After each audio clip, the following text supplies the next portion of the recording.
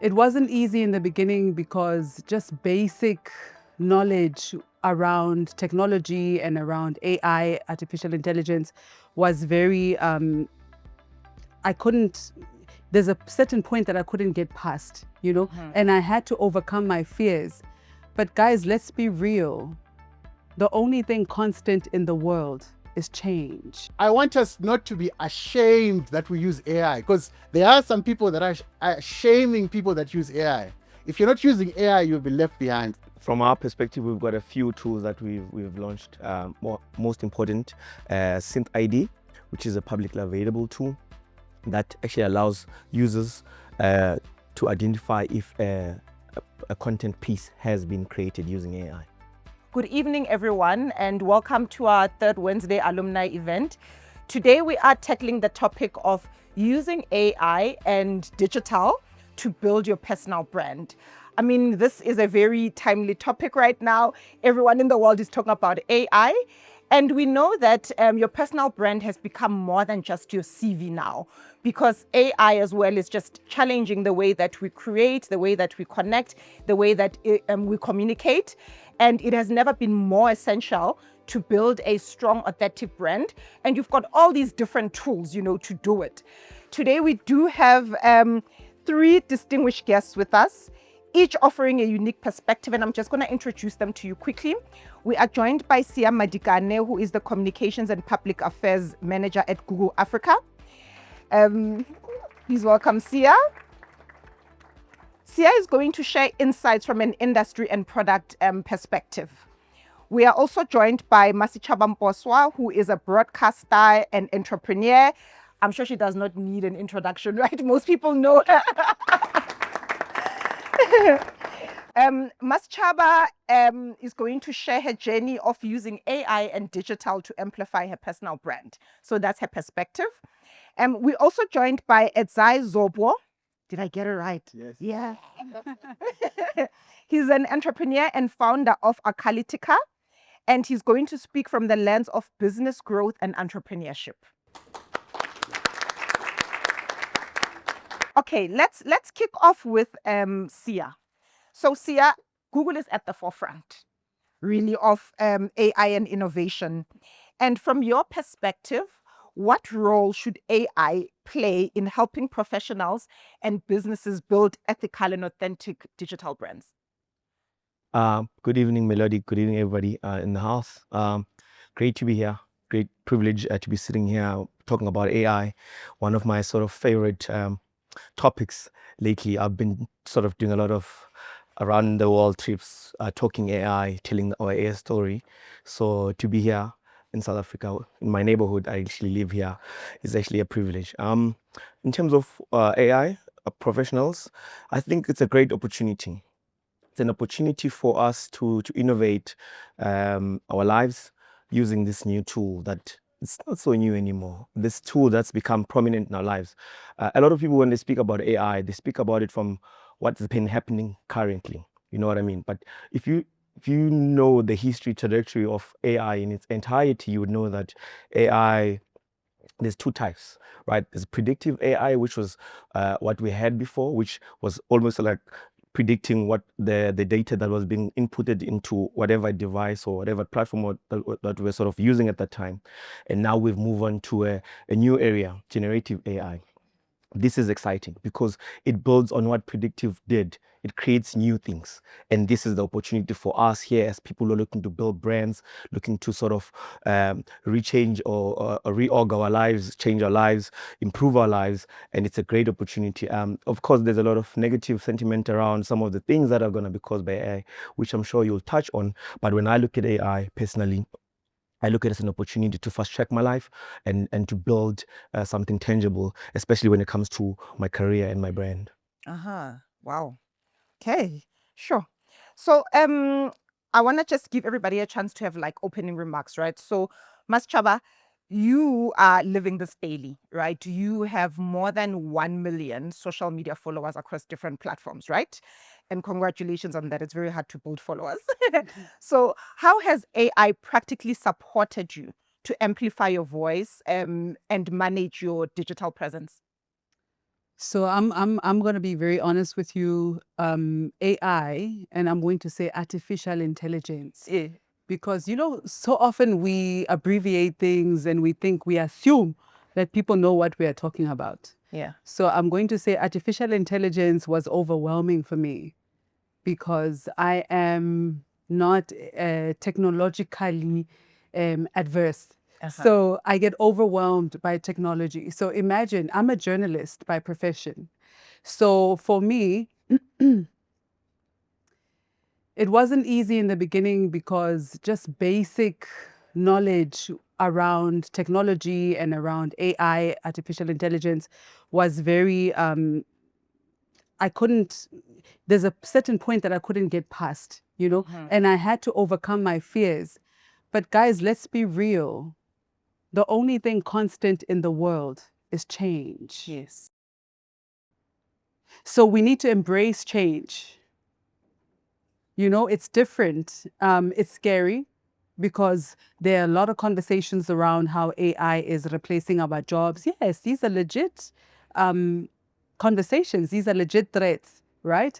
But now we can't stop it, because if we had to look at a company like Kodak, remember when we used to say, this is a Kodak moment? What happened to Kodak? They fell away. Why? Because they couldn't adapt, right? So if we fail to adapt, we die. It's do or die in this era. So it's very important, these conversations that we're having. And thank you so much, Melody, for bringing us together to equip us not only with knowledge, but with courage. We need to be brave. We need to understand where we are as a people, and then understand the market within which you operate, and see how you fit yourself into this space to make sure that you don't die like Kodak, like Nokia. How many of you had Nokia? All of us. Depending on when people were born, but Right? I would say I all see of us. many people. You had Nokia. Nokia died. Why did Nokia die? Google it. In fact, use your AI, use your phone to find out why Nokia died. Because they couldn't adapt. It's about adaptation. Wow, thank you for that. As I building on that, right? How do you see AI transforming the way entrepreneurs in Africa position themselves and their businesses so that they don't die like Kodak and Nokia, as Maschaba has said? Sure, no, thank you. I think Ms. Chava is right. The only thing that's constant is change. And we have to adapt. We have to mutate literally and keep with the times. So as entrepreneurs, as individuals, it's important that we understand who we are. That's the most important thing, right? Because that's what we bring to the world. That is the only thing that we have. Most of the stuff that we're using, right? The tools that we're using, they're going to evolve and they're going to keep on evolving. But who you are is the essence of your brand.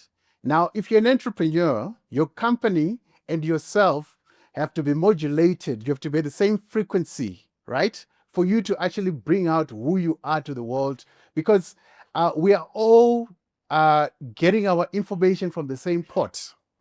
A kid who's at MIT, who's at Harvard, who's at Henley, who's at UCT is getting information from the same pot.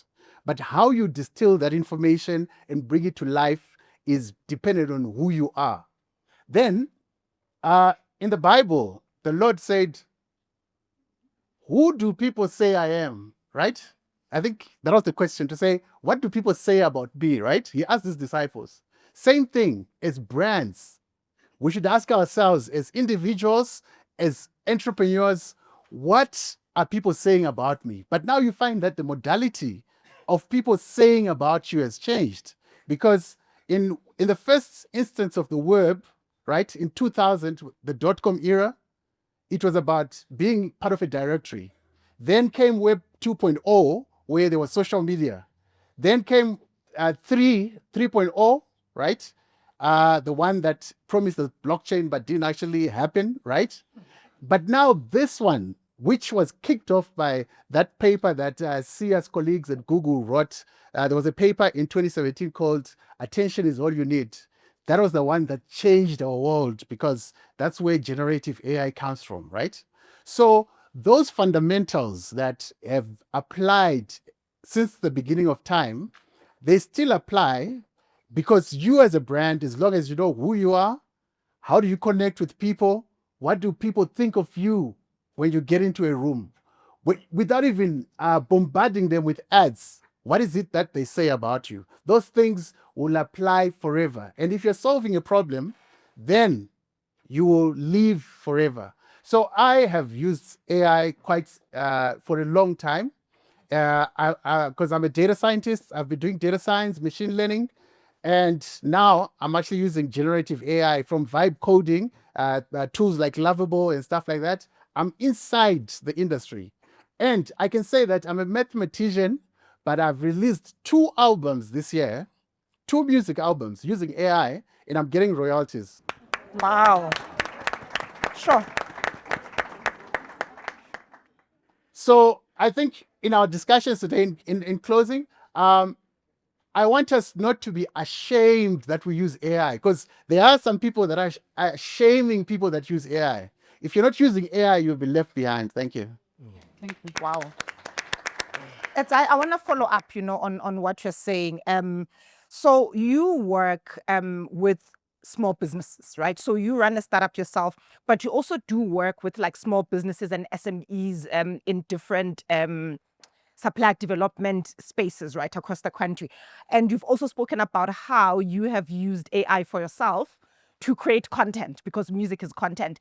So just share a little bit about, just in your work, how have you seen businesses create content and customer engagement for their own businesses?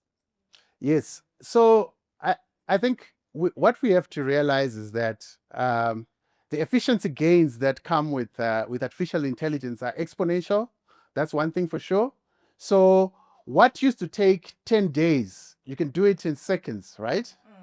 But productivity alone, without bringing in the essence, I'm going to keep on bringing the idea of who you are.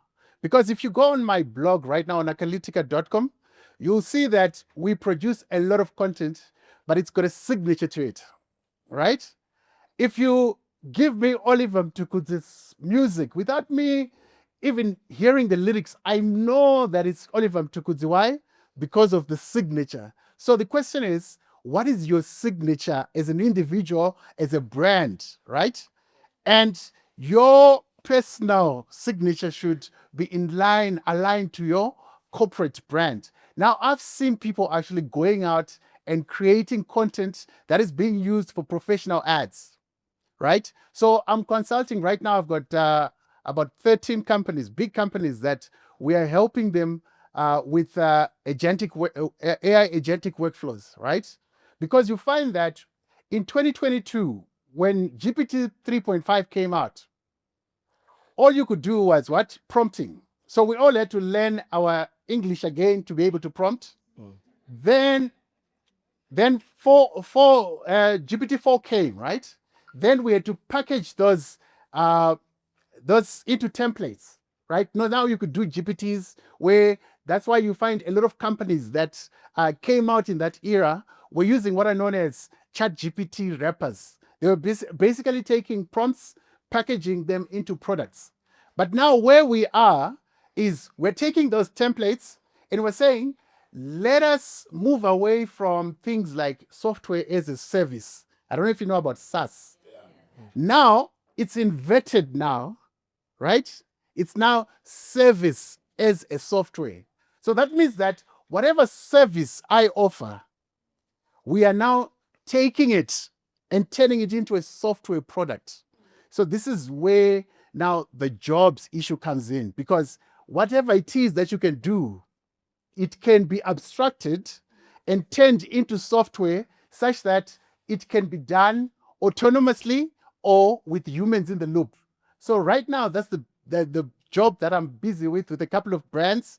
We are helping them not digitize, because digitize was about taking paper to digital. We're saying, what is it that you actually do? And let's codify that and turn it into autonomous systems. So that's where the world is. But the good part is it's not doom and gloom, right? Because even if you didn't do your mathematics well, you know the funny thing, where's Philo? I see a few of my students that I taught maths from grade 8. Where are you? Please raise up your hands. Yeah, that's my student right there. Right.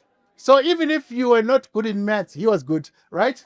That's why he's here. Even if the train left you in 2017, in 2018, in 2023, the good part with AI is you can catch up where it is right now. You can jump onto the train and run as fast as you can because the world is not stopping. There's no time to be asking ourselves to say, should we use AI? Use AI. Yeah, I've got a question for you. May I? Yes. I you have have a question. I have a Yeah. question. I have a question. So I'm sitting on a panel with really phenomenal brains and minds here.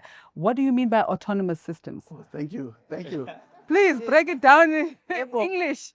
Thank you very much. So basically, you find that most of our systems, we have to literally manually trigger them to happen.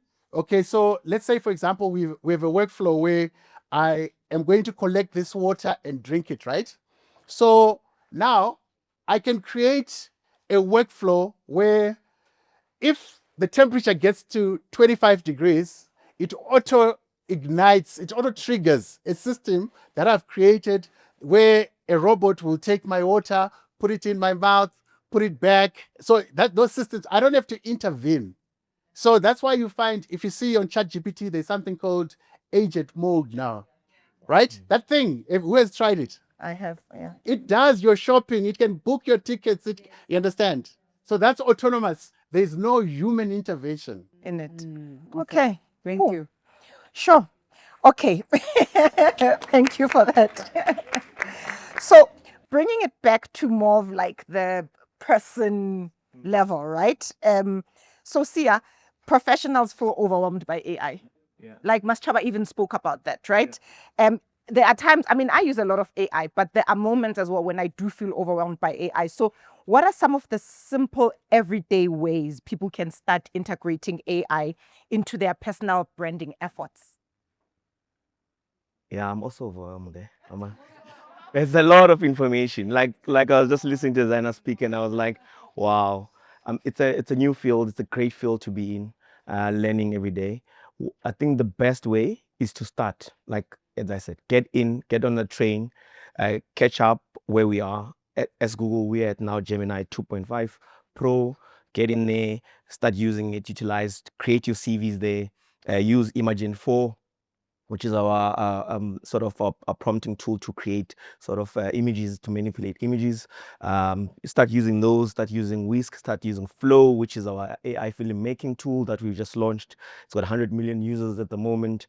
It's a great tool. You're able to take whatever footage you have and make it better using AI tools. Start using it is the most important thing for me.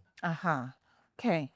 That's great. And Maschaba, you've said previously, not here, that AI has made tasks easier for you, right? Instead of making it harder.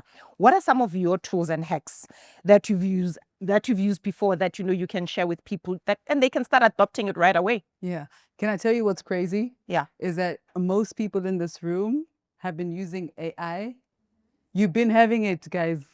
You just didn't realize that you were using it, right? Yeah. So AI has been a part of your lives and you just didn't know. Yeah. Right? I mean, from your WhatsApp statuses, if you go to your search section on WhatsApp, Yeah. it's no longer just WhatsApp, it's AI, right? Google is no longer Google. I'm sitting with a big man, Kahuna, here from Google. So he can confirm. It's not just Google, it's AI, right? So we have been using AI, but not aware that we are actually using this tool. So you want to say something? Yeah. I was going to say, everybody here sends emails every day, right? You see? And if you're on Gmail, you know that it helps you write your emails. Exactly. That's AI. Oh, there we go. So you don't even know that you've been using AI. And so it's been a part of our lives without us even knowing, right? So for me as a journalist, it's helped me to be more efficient. It's helped me to research faster, to get to the information quicker, you know. So I've got a primetime breakfast news show on the weekends, and we are in the top 3 in South Africa. Yes. Yeah, boy. So it helps me when I need information quick and I need it now, right? There's no time. So AI has really assisted me to remove the admin. I'm not an administrator. I'm a journalist. And more than that, my interest is human interest. So it allows me to not focus on the administrative part of the job, but to focus on the connection, you know, being able to connect with my guest, being able to connect with my audience without having to think about information and data and all these things. So AI really has advanced my career in that sort of way. Okay. Wow. Okay. Just following up on that, right? Storytelling obviously is at the heart of branding and at the heart of what you do, you know, as a journalist. How do you combine like your personal story with AI tools to keep your brand authentic? One thing we must be clear about is that AI is literally what it is. It is artificial intelligence. It cannot replace the human mind. It can't replace the human heart. It can't replace the human soul. So AI is not going to feel or create a story that is humane. AI is literally a tool to assist you to do those things. So in the sense of storytelling, when it comes to AI, it's literally about it being a partner as opposed to it replacing. It is not a replacement for human beings. It's not a replacement for our heartbeat, you know. So AI doesn't understand ukuthi ngichere yasekasi. So also way to guys. Yeah, I don't think it speaks that language. You understand? Actually. No. Yeah, no, it's not there yet. So AI doesn't get me as the girl from the township, you know, from Soweto. Like there's no AI that can replace my voice. Yes. You understand? Yes. It can duplicate my voice, but it can't replace my heartbeat, my thought process. So it's a partner. So we must not be afraid of it. If we shy away from artificial intelligence, then we are going to be left behind. Then we're going to become another Nokia. Then we're going to become another Kodak. Yeah. Exactly. Thank you. And Sia, how do we, right, ensure this originality that Mas Chaba is talking about, right, to avoid sounding like everyone, you know, while still using AI effectively? Yeah, look, from our perspective, we've got a few tools that we've launched. Most important, Synth ID, which is a publicly available tool that actually allows users to identify if a content piece has been created using AI. So it basically helps watermark whatever's been created using our tools on AI. So whether you are using Gemini, whether you're using Imagen, or you're using Whisk or Flow, any of the other creative sort of tools that we are aiming to help the users, creative users to utilize. So if you're using those, you can actually download the tool as well and be able to run that piece of content through to it to ensure that you're double checking that it is actually created by AI. In that way, you are able to safeguard your work and make sure that it's authentically yours if it's yours, and if not, you're also able to pick up that it's not actually authentic work. I see. Wow. So, Edzai, from an entrepreneur standpoint, what advice would you give to founders who want to balance efficiency and authenticity when using AI? Yes.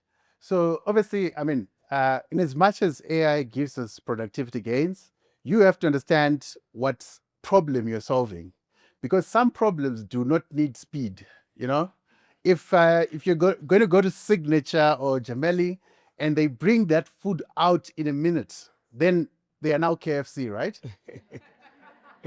So when you go there, you're going for the ambience, you're going for the, you understand? So it means you need to understand what product you're selling. And I think the most important tool that we need is a framework for problem solving, right? Because that one, it's time invariant. When I say time invariant, I mean that it goes, it maintains its stature in space and time, literally. So I'll give you an example of something that has managed to move in the time with a sense of time. I think that's what they say, right? Like Coca-Cola, for example. Coca-Cola was formed in 1886, if I'm not mistaken, and we're still drinking it, and it's still the same amazing brand. Why? Because they are selling what? Happiness. And happiness is as human as it comes, right? So, what is it that you're solving? If you look at Facebook, Instagram, TikTok, what is it that they are speaking to? They are speaking to our core humanity, because we have always gossiped. We have always, yes, we have. We have always bragged. We're show offs, right? But now we can do it at scale, because back in the days, back in the days, you only did it in your village. But now you can brag, and Will Smith will see you bragging, right? And trend. You understand? So it means that they're speaking to core human values. So we as businesses, that's why Simon Sinek says, what is your why? That why is now more important than ever. And do not be confused by noise. There's a guy called Kahneman, Jewish guy. Unfortunately, he passed away 2 years ago. He wrote a book called Thinking Fast and Slow. But he wrote another one called Noise. Now, with noise, he says that if you're running an organization or you're a person, the signal to noise ratio should be high. Or the inverse, the noise to signal ratio should be what? Should be low. If I come to your business, I should know what to expect. I should not get good service, bad service. Good service, that is noise. So that means if you as a brand want to succeed, you're solving a real problem. You are speaking to core human things, and you're consistent. Consistency. Because when you think of efficiency, what do you think of? German efficiency, right? Because they sold that idea to us, and they have maintained that for a very long time. So what is it that people think of when they think of you? Thank you. Okay, sure. Sia, AI raises very important ethical questions. And I think that's probably like all of our concern, right? For me as a parent, I've got, my kids are very technical, right? I've got a teenager and a preteen, 13-year-old, 11-year-old. They've been coding for as long as they could read. So they're very quick when it comes to tech, but I am always on edge, because I just don't know what they're going to find there, what's going to be the next thing, So how should, just even as professionals, think about responsible and ethical use of these tools when it comes to our branding?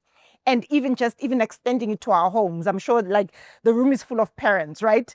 People, like, when we think AI, we not only just, there's like the work part, but then there's also the children part. There's also the personal part. Who was talking about an agent, that the agent can do your shopping. I mean, I tested it, but I was like, you're not going anywhere near my email and my bank account. No way. I'm not ready for that yet. Yeah. Yeah, that's the tough question, to be honest. But I have to say that there's already a lot of movement around policy certainty, trying to create certain policy certainty around AI, whether that's across Africa. South Africa has got a group that's working on AI, Nigeria, Kenya, but also in Europe, they've just promulgated the EU AI Act, which is actually setting out to make sure that we govern it in a better way. But from a Google perspective, we've got AI principles. There used to be 7, there is now 3 of them.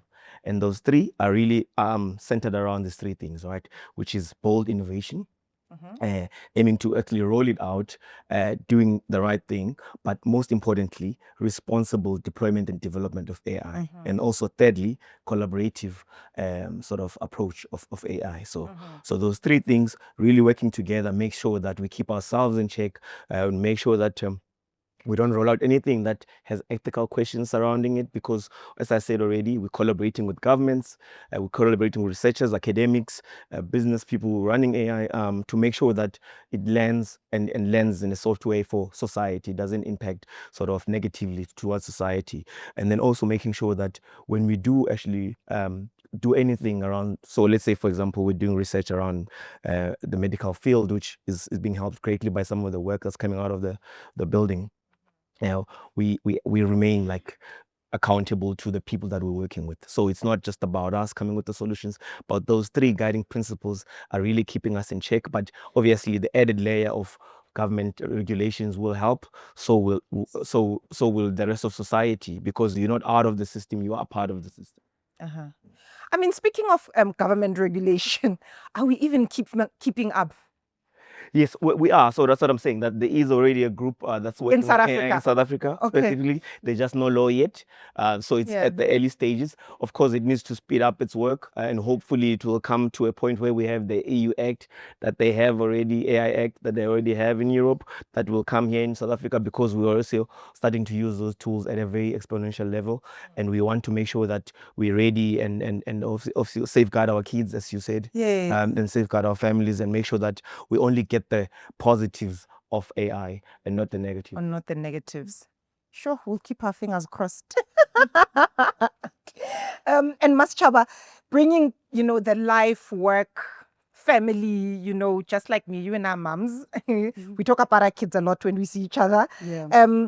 So how has AI helped you to overcome just the challenge of like work and life balance? Are there any tricks that you have that you can share with other mums and parents? Definitely. So Yeah. for me, AI for me, I use AI like for me, it's like a microphone, So I'm a talk show host, Yes. and I always have said that I am an audience member with the microphone. So Yes. I use AI in the same way as I would use a microphone. It's a tool for me. Yes. And it doesn't replace me, but I use it and I'm able to amplify my voice through AI. Uh-huh. So how I manage my work-life balance is, as a mom and as a parent, interestingly enough, I'm always researching how I can create better lunch boxes for my Yeah, kids. cool. Let's start there. Yes.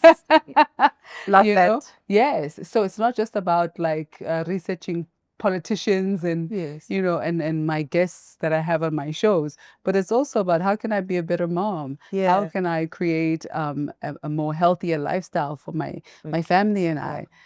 Much of what I do and how I live is because of AI. Uh-huh. It's because of the information that I receive through artificial intelligence, So yeah, so those partnerships are very important. And it also saves me a lot of money, guys. Let's be honest. Like, how many of us can afford to see a doctor every day? Yo, Come on now. guys, Dr. AI is the best. Yeah. So I save a lot of medical costs because I'm able to actually just go to AI and just say like symptoms, like if I'm feeling this and that, and then, whatever is happening. And yeah, so and also prevent. They say prevention is the cure. Is the cure. It's not better than the cure. It is the cure. Yeah. So yeah, we don't talk enough about these things, Yeah. how artificial intelligence is actually assisting us to save money medically, educationally. Yes. My children, homework. Let me I've tell got you. 3 boy children, right? 16, 12, and 2 years old. The 2-year-old is a terrorist, but the others, they use AI for their homework and their research. So it's a whole rounded situation in my household. Yeah.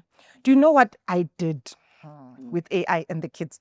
So the school, you know how they'll send you like a scope? So I'm sitting there and I'm like, I need to generate a timetable for this thing, like, and figure out how these kids are going to study. And then my brain went ding. So I put this on AI and I did a prompt that says, and I put dates. And I said, between this date and that date, meaning like from that day onwards, up until the last day of exams. And I uploaded the scope and the timetables and the timetable. And I said, please generate a study schedule. that thing went and a study schedule came out. I was like, Yes. but you know, the best part for me about that is I was able to just take that and hand it over to my kids. So now the responsibility of who is responsible for the schedule and the studying is no longer me. Because now I've given you a tool, right? Because they are children. So now what I've done, what I found that it helped me with is that I've empowered this child, right? Because they don't know how to generate their own study schedule. And because of that, then I have to go, it's maths tomorrow. It's isiZulu the following day. It's this, it's that, and I have to chase. But I found that by using AI to generate the study schedule and putting these dates so it goes, and I even put hours. Like my prompt was very sophisticated. It was like half a paragraph of a prompt that I ended up typing there. And it put hours, and like on Saturday you can do an hour of this, on Sunday you can do an hour of that, and I handed it over. There you go. Yeah, and I think that's just the magic of AI, to be honest. It gives you a chance to have your time back, to do the things that matter the most, and focus on the other. So for Chaba was saying that I'm not an admin person. I'm a radio DJ. Yes. And that's what. No, you're a radio DJ. No. So you're saying you're a journalist, right? And what you're saying is, I don't want to be bogged down by the daily admin slog. I'd rather have some tool that I press click once and it pulls up a schedule for my kids to study, so I don't have to stand over them. And that's really the magic. It's the time back factor, because it allows you to think outside of, you can think outside of the box way easier if you're not worried about working for the next 9 hours. You can actually use those 9 hours to think 100%. about solutions. Sure. Wow. As I bringing you into this conversation as well. So looking ahead, what opportunities do you see for African entrepreneurs to use AI, not only for branding, but to scale and expand their businesses? And I want that answer for me. So to scale, obviously, I think we have to accept failure, right? That's the most important thing. I think it's something that as a society we haven't ingrained in our modus operandi. We look down on people that have failed. I remember that drip guy fell, and people, you understand, as an example. I don't know the context, but just as an example. So, but if you go to Silicon Valley, failure is a badge of honor. Actually, people won't fund you if you haven't failed before. You get it? So now, if you see that you are in the logistics space, for example, and then there's a new AI that can solve logistics, you might actually shy away because you say, I'm not a computer scientist, I'm not a mathematician, I studied history, right? But these tools, they've done the hard work for us. All you need is English, right? So go in there. Yes, not even English. Yes, language. For now, because we still need to develop our own language. I know Lelapa AI here and others, Rambo AI, they're busy trying to do local languages. But until we're there, we have to use English, right? So go in there, try it, fail, start again, fail. Do you know that the part I didn't tell you is that in 2023, when GPT 3.5 came out, I had a company called MetsG. It was a question and answer platform like Quora, like Stack Overflow. And I quickly put in the API, and we're giving automatic answers with using ChatGPT. But Q&A became a commodity. We had to close that business. The same business in 2020 with 2.5 million users. In 2023, I closed it because AI got me. Do you understand?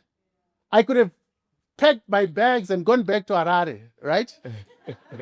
and swam back over the river where I came from, right? But We hope you flew in, not by the river. Wait. What do you mean? What do you mean AI got you? What do you mean AI got you? So yeah, when I say artificial intelligence, I don't want to use acronyms.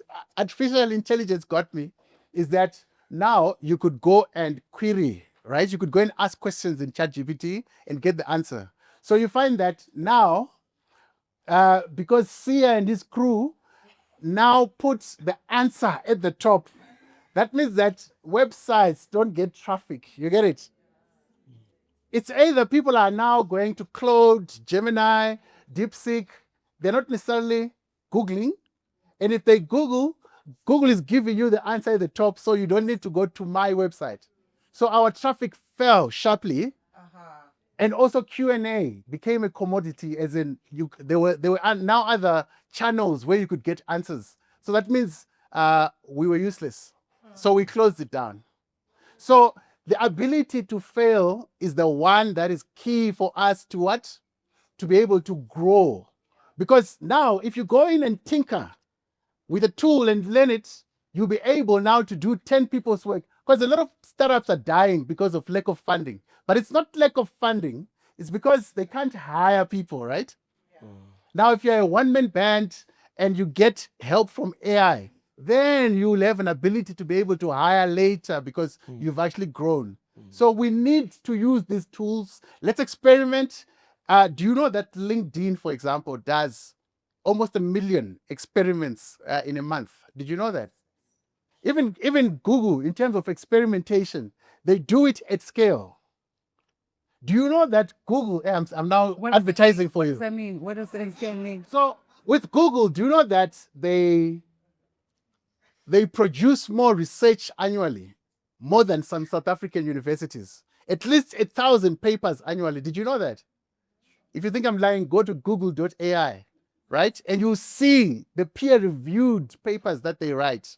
So our corporate companies, unfortunately, they go and wait for Oracle, Google to innovate. Then they come and become what's this? Super sellers and installers, right? So if you talk about R&D in our corporate culture here, it's a swear word.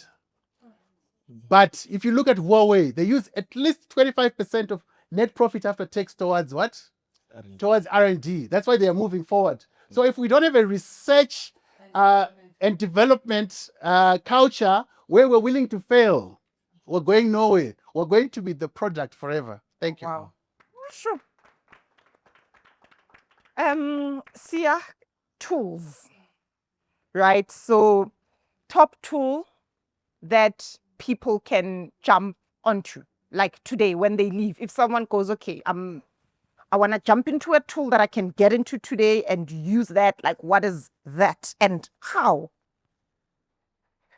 We've touched on a few tools today. So I'm going to maybe Just to wrap up, just yeah. I'll say maybe quick one. One, Gemini. We should all be on Gemini. I know we're all on the other one. But we should be on Gemini because it's built using the Gemini LLM large language model that we use at Google and underpins everything that we're doing. And as you just said now, there's so much research. Google DeepMind, the leadership team of Google DeepMind just won the Nobel Peace Prize, if you don't know, because of that research. So much work being done behind it, but also it's being done in a responsible manner. So maybe it should be on Gemini. Like itineraries. If you want to do a holiday with your kids and you don't want to like be searching all over the place, you can just prompt it. Prompting is your friend. Become very good at prompting. Yeah, whether that's English or Zulu or Afrikaans or any other languages. Swahili is already there. Nice. Like use them. And then the most important for me, anyways, someone who likes to create stuff is VO3, which is now, if you can use Flow, which I spoke about earlier, it's an AI filmmaking tool, right? It's been used by 100 million people as of yesterday to create films like movies or edit or add on to the stuff they've already done. It's not going to be as good as your footage that you're shooting now, but it can definitely enhance it and make it better quality at a larger scale with lesser costs in the end. So I'd encourage people to really go and download Flow and start using it to create. Okay. All right. Thank you so much, Melody. So in closing, AI did not make me a different broadcaster. It made me more prepared. It made me more present and more connected so that I'm able to tell the stories that actually matter. Yeah. And so as a parting point in this... And you must tell us your conversation favorite tool today- Yeah. as well. And not necessarily, but as a parting point, I would like to just say that the most important thing is for us to stay human. You know, AI can never replace our humanity. At the end of the day, use the time that AI says, to build deeper audience relationships. So I think it's not a competition, it's a partnership. And that's where I would like to leave people. At the end of the day, authenticity is the future of broadcasting from where I'm coming from, right?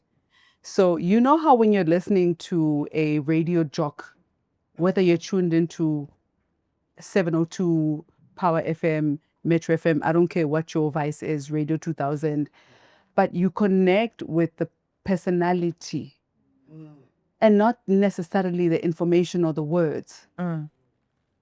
You can, it's about the humane connection. Let's not lose that, right? So as much as AI is a partner to us, let's not be afraid of it. Let's use it to partner with it to make sure that we amplify our voice at the end of the day. I think because Sia is going to sponsor a hackathon here to actually learn about AI, I'm going to promote Google. So there's this tool called Notebook LM. Where's used it? Where you can create podcasts just like that. For me, that's the most amazing thing. You can create even school guides, study guides. You can. It's amazing. So Sia, we need the funding to do the AI hackathon here, and then if you find yourself paying someone to do your website, then you're so 1990, right? Because the reason why is because we've actually done an experiment where we've got people that are non-technical, got them, and then gave them a platform called Lovable, right? And said, create. So, because AI, what is the power, the superpower that it has given us is the power to dream, right? Now you can put your dreams on paper and you can see them come out. You get it? And you can customize, and you don't even know how to code. All you need is what? Language. I've been corrected. Language. So let us be dreamers. Let us use those tools. Let us not be afraid of failing because we are who we are.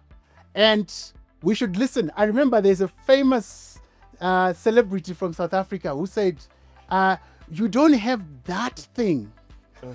That thing. Remember Somizi? So now I need you to bring out your that thing. That's your survival trick. Thank you. Thank you. Okay. Closing remarks from Sia. I just wanted to say my most favorite thing about Notebook LM is actually, as someone who likes studying, is summarizing work in university. So if you're a student here, you should start using it to get your work done quicker.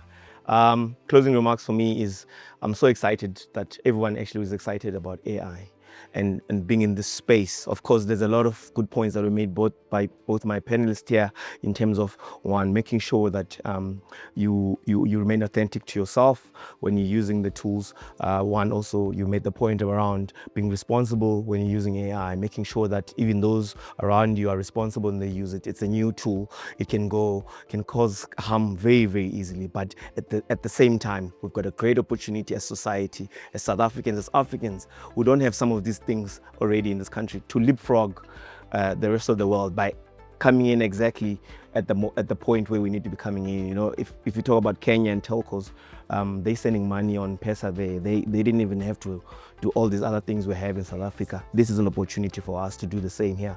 Leapfrog the rest of the world to make sure that we transcend and grow our people and our economy, most importantly.